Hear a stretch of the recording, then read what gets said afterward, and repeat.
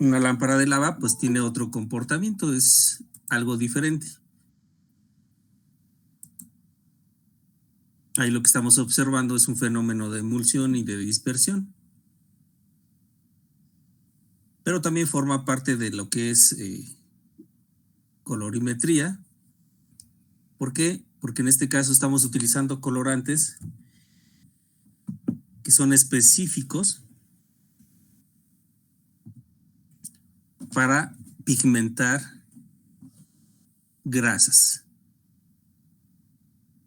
Así como tenemos colorantes para diferentes textiles, también podemos tener colorantes para diferentes usos, como los alimentarios que ya utilizamos.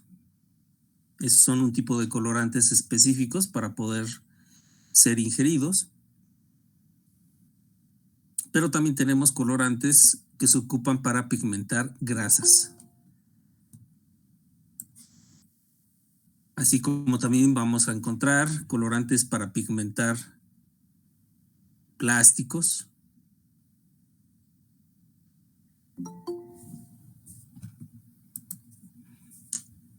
para pigmentar piel,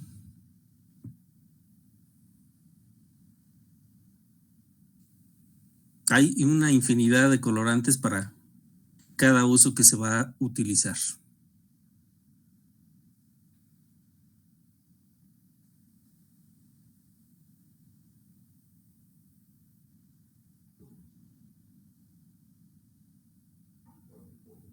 Entonces, ustedes cuando compren un detergente se van a dar cuenta cuando tengan estos ópticos. Generalmente son puntitos, bolitas de color azul o color verde.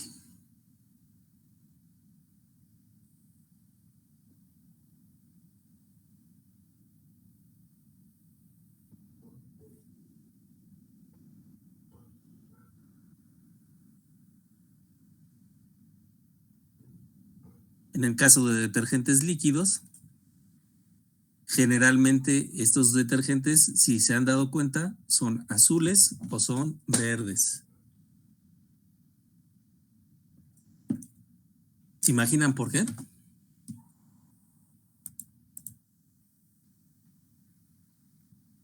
Sí, porque ya tienen diluido el colorante que mencionan, ¿no? Por eso son geles. Bueno, la consistencia es gelosa con tonalidad azul. Ajá, pero ¿por qué tiene esa tonalidad?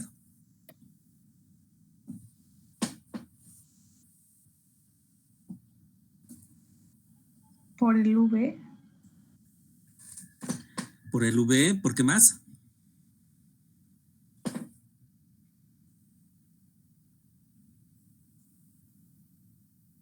pues porque tienen una parte pequeña de colorante. Ajá, ¿por qué más?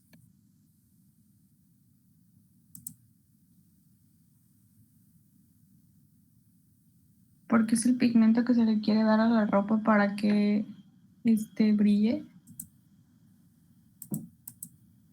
Ok, ¿por qué más?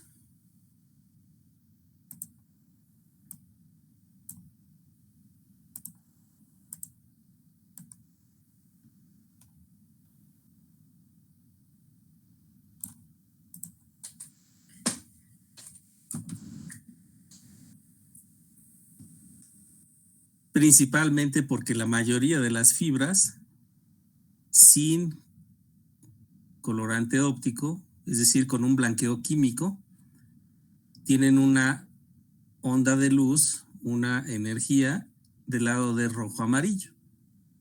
Entonces, al añadir estos colorantes ópticos que tienen una gama azul verde, estamos contrarrestando la parte roja amarilla de las fibras. Y lo que hacemos es cambiarle el matiz del blanqueo químico, cambiarlo de amarillo rojo a una gama azul verde.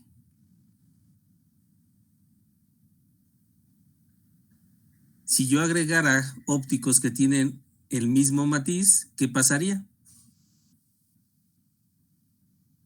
Yo estaría manteniendo la misma gama de color. Y por lo tanto, ¿cómo se empezarían a ver los objetos? Más opacos. Más rojos. ¿Ustedes han planchado alguna ropa blanca y después de recién plancharla se pone roja?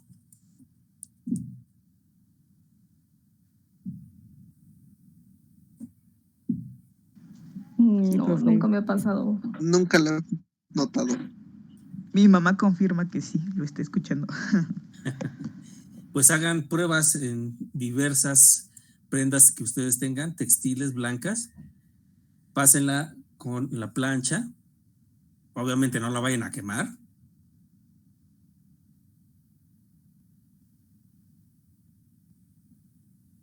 Y se van a dar cuenta del matiz de los colorantes ópticos. Va a haber algunas prendas, sobre todo las de nylon y las de poliéster. A esas se les agregan ópticos que tienen matices rojizos. ¿Por qué? Porque durante la hilatura, la extrusión, se le agregan auxiliares que le dan un matiz verde-azul a las fibras.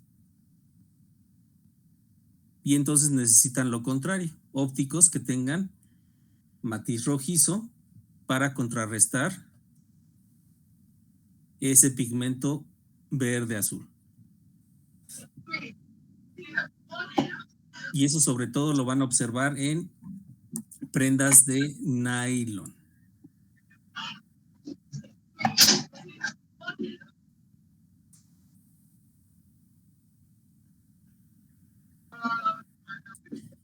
Y también se han percatado, cuando ustedes planchan con cualquier prenda de color, esta cambia por el efecto de la temperatura.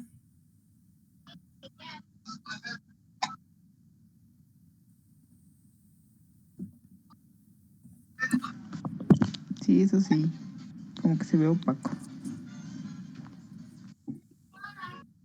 No tanto opaco, sino que cambie de matiz. Y esto principalmente ocurre con tonos rojos, tonos rosas o tonos color hueso o beige.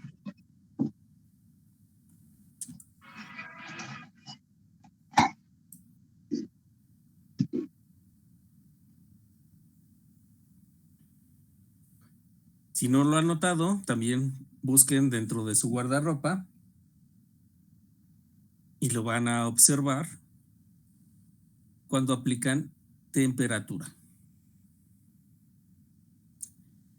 Este efecto se llama fotocromía y termocromía.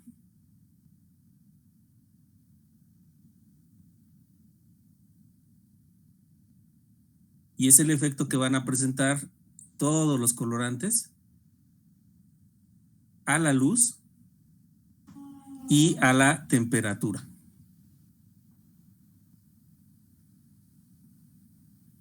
Fotocromía a la luz y termocromía a la temperatura.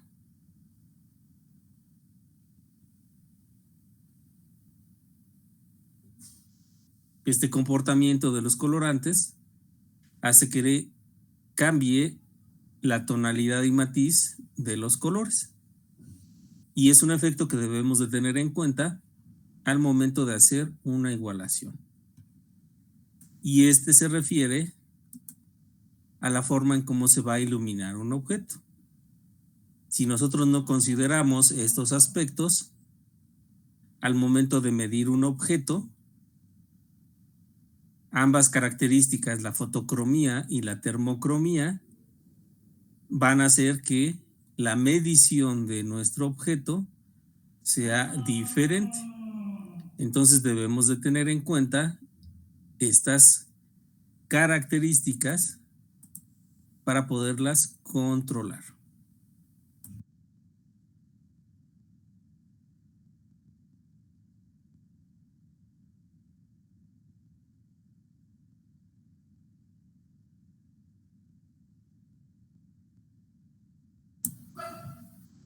Ok, entonces no solamente debemos de tener en cuenta el espacio de color, sino cómo vamos a iluminar ese objeto, de acuerdo al comportamiento de cada colorante. Ya que ello va a influir en el brillo, es decir, la reflectancia, y la textura de un objeto, en la transmitancia. Cómo se va a dispersar la luz en ese objeto y por lo tanto cómo vamos a poderlo medir. ¿Sí quedó claro esta parte?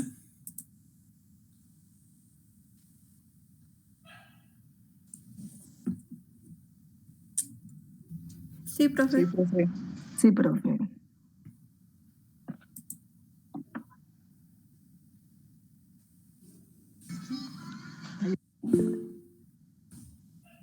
Bien. Entonces, para ello nosotros debemos de considerar esas condiciones de medición. Dentro de las lecturas que realizan tanto colorímetros como espectrofotómetros, vienen nomenclaturas que nos van a indicar cómo está realizando la medición. Sobre todo la nomenclatura SCI y SCE, que nos indican cuándo se elimina el brillo y cuándo se incluye el brillo de un objeto. Estas dos variables nosotros las podemos modificar.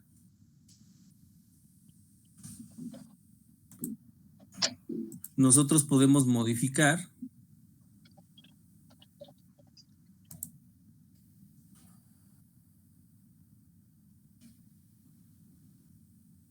el brillo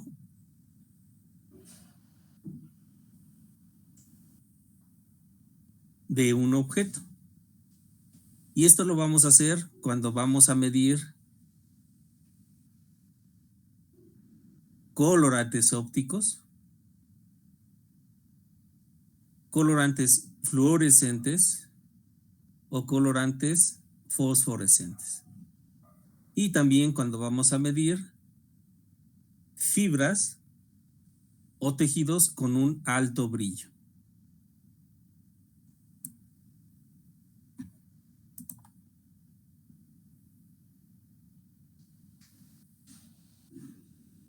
Entonces, cuando nosotros vamos a hacer estas mediciones de estos colorantes y de estos objetos, debemos de modificar estas características de medición de nuestro aparato. O debemos verificar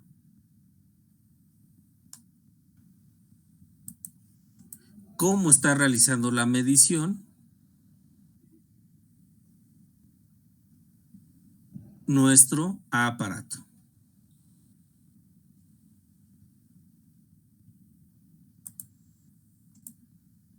Y esto, si se recuerdan, nosotros lo observamos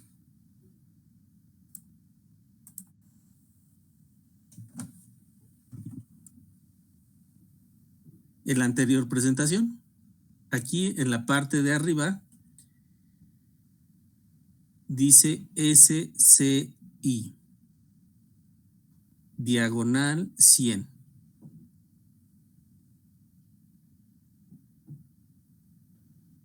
Eso me está indicando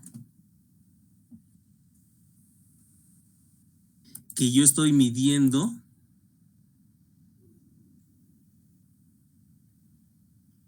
esa muestra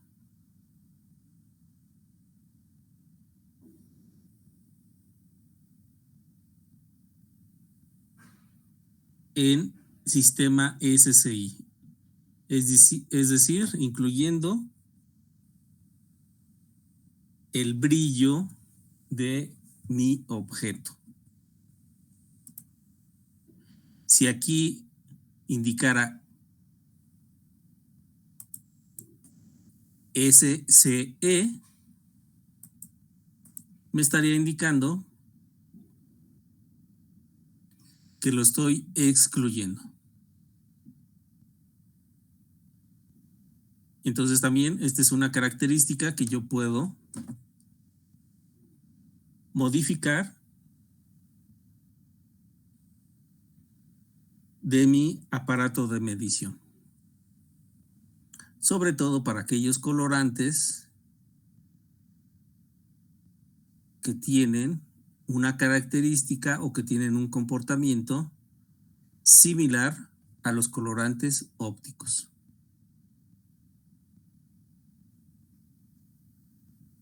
¿Con qué debo de hacerlo?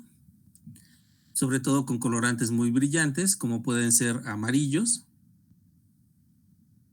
que están en un cuadrante o en una onda de energía muy alta, o colorantes como el turquesa,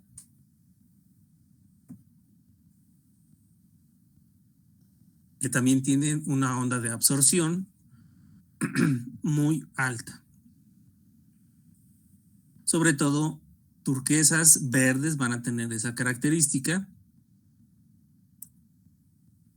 y debemos de incluir el sistema SCI, es decir, incluir el brillo del objeto. En este caso sería el brillo del colorante.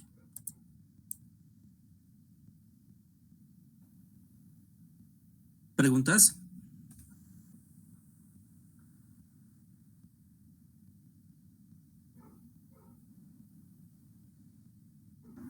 No, profe.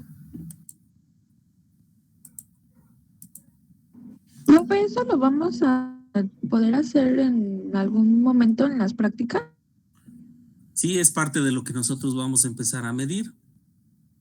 Generalmente los instrumentos se calibran o se programan de una forma, pero el conocer estos dos sistemas nos lleva a poder nosotros modificar alguna característica de la medición. Entonces, generalmente, todos los objetos al momento de medirse están en SCI. Pero, si de acuerdo a la circunstancia, nosotros podemos modificar la medición en SC. Podemos hacer esa situación dentro de los instrumentos. ¿En qué condiciones? Pues yo ya puedo determinar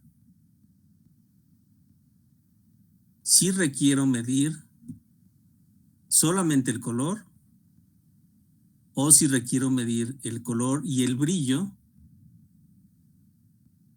de mi objeto.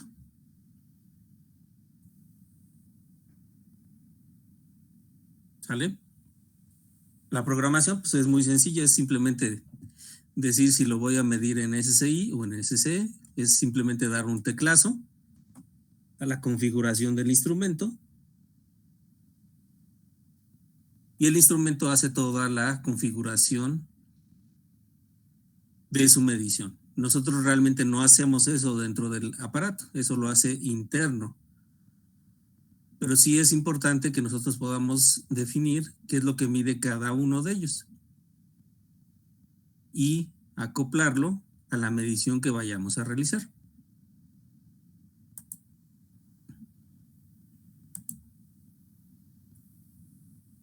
Entonces, lo que nosotros hacemos, básicamente, es modificar las condiciones de medición. La forma en cómo se va a iluminar la muestra que voy a medir, cómo se va a encontrar la fuente de luz, cómo se va a encontrar el sensor al momento de medir ya que debido a ello, nosotros vamos a poder observar nuestra muestra de diferentes formas. Y todas estas condiciones nosotros las podemos modificar en nuestro equipo de medición, llámese espectrofotómetro o llámese colorímetro.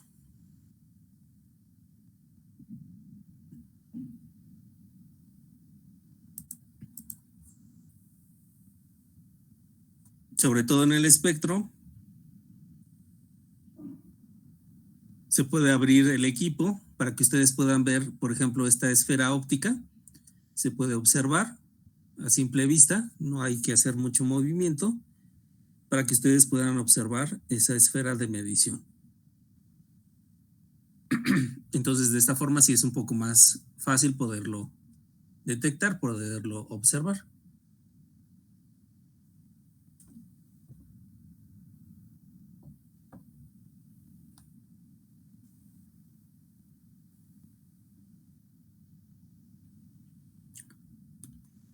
¿Preguntas, dudas?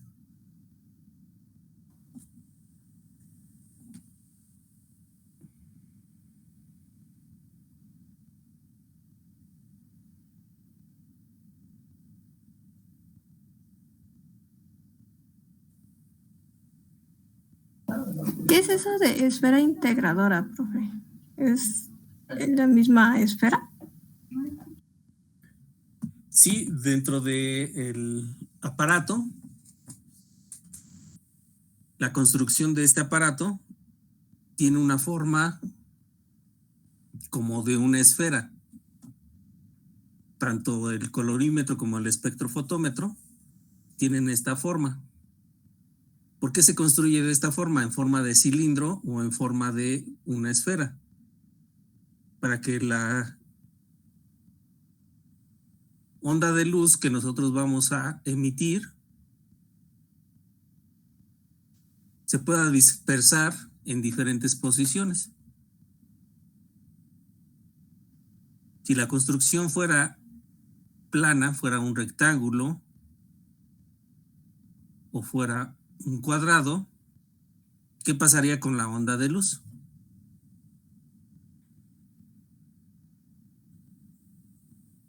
No sería uniforme.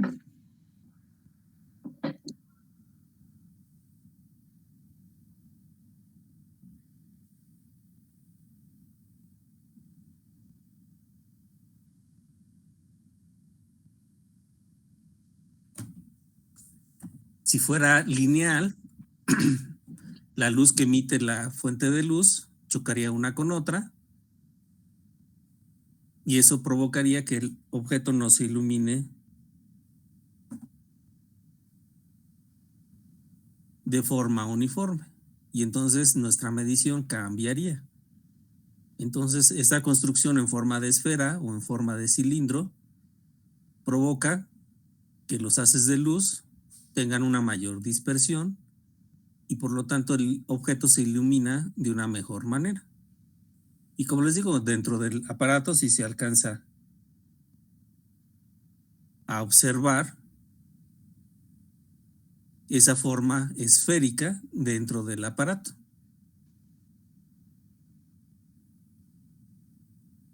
Por eso se le llamó esfera óptica.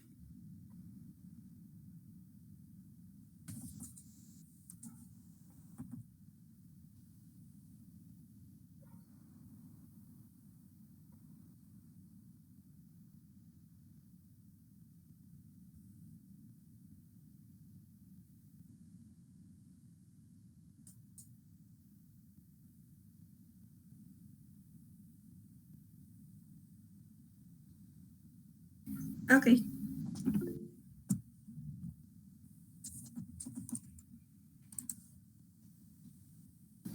Este no lo tenemos nosotros, ¿verdad, profesor? ¿Cuál? La esfera integradora o la esfera óptica. Sí, eso está dentro del mismo aparato. Y un poquito más adelante les voy a compartir el manual de uso de este espectrofotómetro y también del colorímetro, para que ustedes tengan las partes de este equipo. Parte de lo que nosotros vamos a hacer la próxima semana es observar ambos equipos y dónde se encuentra cada una de las partes. Entonces, esta esfera óptica se encuentra dentro del equipo. Es la forma en cómo se ilumina a las muestras y eso lo van a poder observar.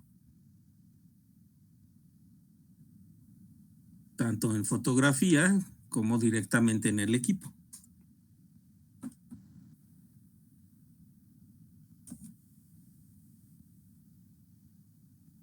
De acuerdo.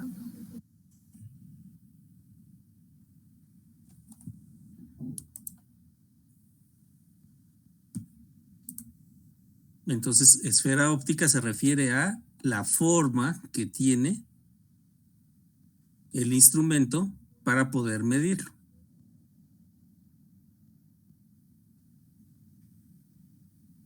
Entonces, con esta forma, en forma de circunferencia, lo que se busca es que el haz de luz no choque entre él y se disperse de una manera más eficiente.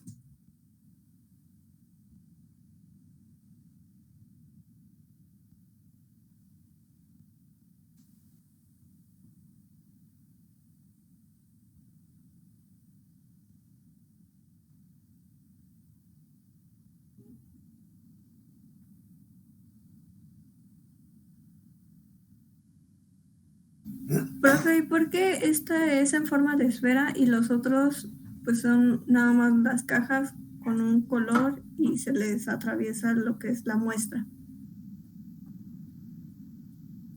A ver, no entendí. Sí, porque, o sea, aquí veo que está la esfera, Ajá, pero antes está la muestra ajá.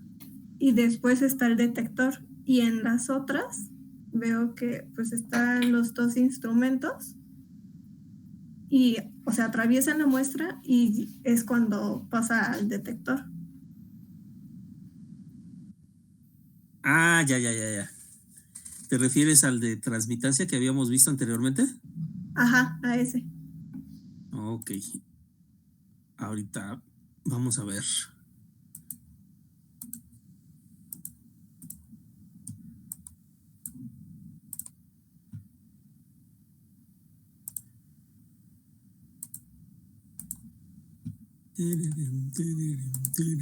A este, ¿no? Sí, a ese. Ok. Si se recuerdan, habíamos dicho que que es de líquidos, lo que va a atravesar al líquido es el haz luminoso. Y entonces, una vez que este haz de luz choca con el líquido, ¿qué es lo que va a ocurrir? Por cada molécula de colorante que se encuentra disuelto, estas moléculas de color lo van a absorber y van a emitir una onda de energía que se va a transmitir al detector. Entonces, para poderlo medir, es necesario que se transmita la luz.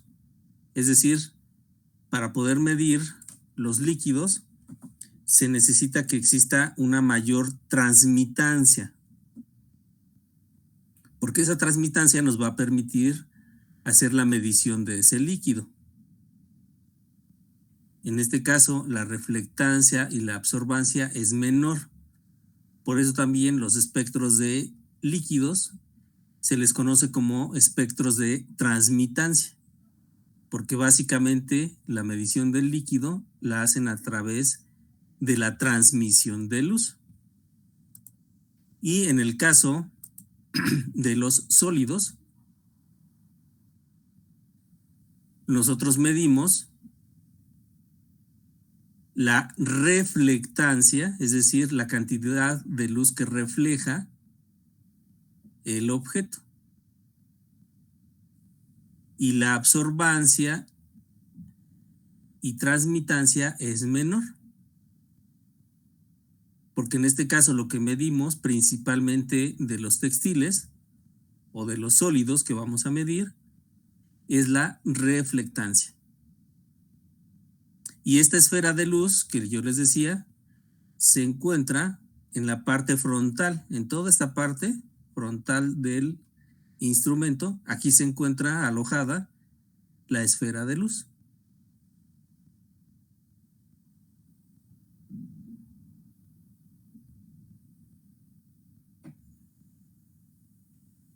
Por eso es la diferencia entre líquidos y sólidos,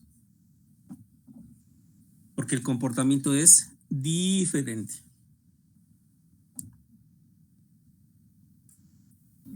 Ah, ya me quedó más claro. Sí, no es lo mismo medir un líquido que medir un sólido. Entonces, las condiciones de medición obviamente cambian en cada una de ellas. Hay que adecuar, en este caso, el instrumento para poder realizar la medición. Era lo mismo que ahorita estábamos observando con el SCI y el SCE. La forma en cómo se ilumina ese objeto, tenemos que adecuarlo de acuerdo a el tipo de objeto. Igual aquí, los instrumentos, no todos pueden medir lo mismo. ¿Por qué? Porque las condiciones del objeto cambian y por lo tanto, lo que nosotros vamos a poder medir también tiene que cambiar.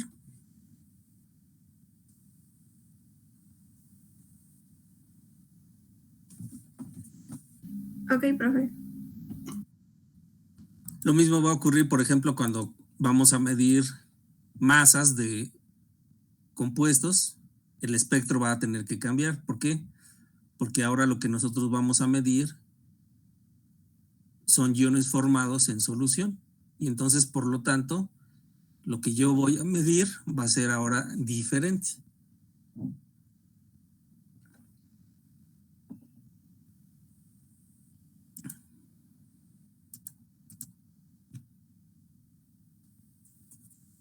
¿Sí quedó claro? Sí, profe. Muy bien.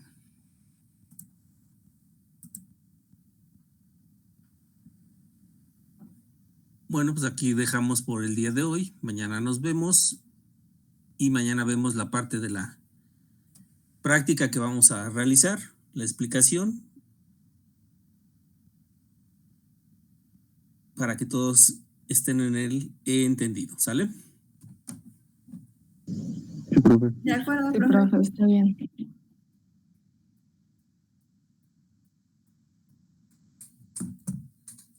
Bueno, pues cuídense. Gracias. Hasta luego, profe, que Grupo tenga buen Nos vemos participativo. mañana. Gracias, profe. Mañana Nos vemos.